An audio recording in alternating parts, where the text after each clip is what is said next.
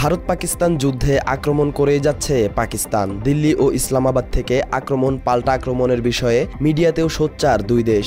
এর মধ্যে ভারতের বিরুদ্ধে অভিযোগ, সংঘাত আক্রমণ নিয়ে মিথ্যাচার করছে তাদের মিডিয়া। তবে পাক ভারত যুদ্ধে এবার নতুন মোড় নিয়েছে।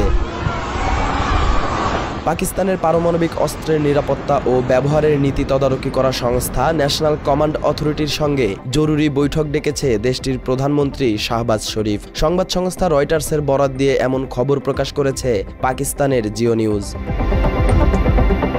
ভারত পাকিস্তানের যুদ্ধ পরিস্থিতি দিন দিন অবনতির দিকে যাচ্ছে। আমেরিকা সহ বিভিন্ন আন্তর্জাতিক সংগঠন দুই দেশকেই শান্ত থাকার আহ্বান জানিয়েছে। মার্কিন পররাষ্ট্রমন্ত্রী মার্কো রুবিও পাকিস্তানের সেনাপ্রধান জেনারেল আসিম মুনিরের সঙ্গে ফোনে কথা বলে পাকিস্তানকে শান্ত থাকার আহ্বান জানিয়েছেন। এই অবস্থায় পাকিস্তান দাবি করেছে ভারত এই যুদ্ধ শুরু করেছে। ইসলামাবাদ ও এর আশেপাশের কয়েকটি এলাকায় 3টি বিমান ঘাঁটি লক্ষ্য করে ক্ষেপণাস্ত্র হামলা চালিয়েছে ভারত। তবে এসব ক্ষেপণাস্ত্র ধ্বংস করা হয়েছে বলে দাবি পাকিস্তানের। ইসলামাবাদ জানিয়েছে পাকিস্তান শুধু এই হামলার জবাব দিয়েছে।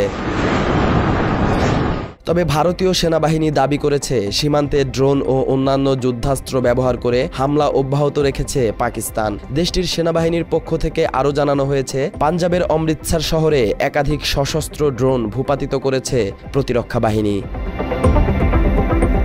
এদিকে সামরিক অভিযান শুরু করেছে পাকিস্তান। অপারেশন বুনিয়ান উন মারসুস নামের এই সামরিক অভিযানের আওতায় এরই মধ্যে ভারতের 5টি বিমান ঘাঁটিতে হামলা চালিয়েছে পাকিস্তান।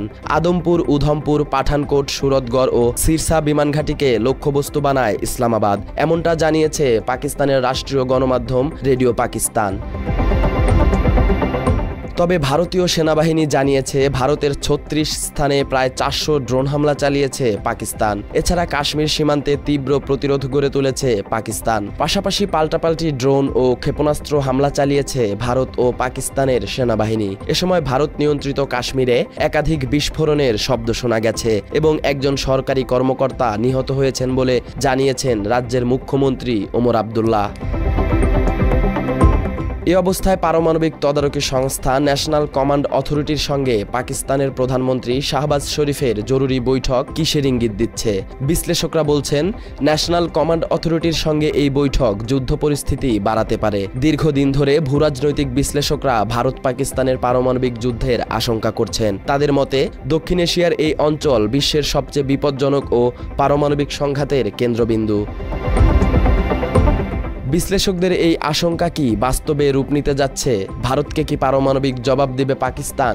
ভারতের উস্কানি ও মসজিদে হামলার কারণে আগের যে কোনো সময় থেকে এবার এই সম্ভাবনা অনেকাংশেই প্রাসঙ্গিক হয়ে উঠছে।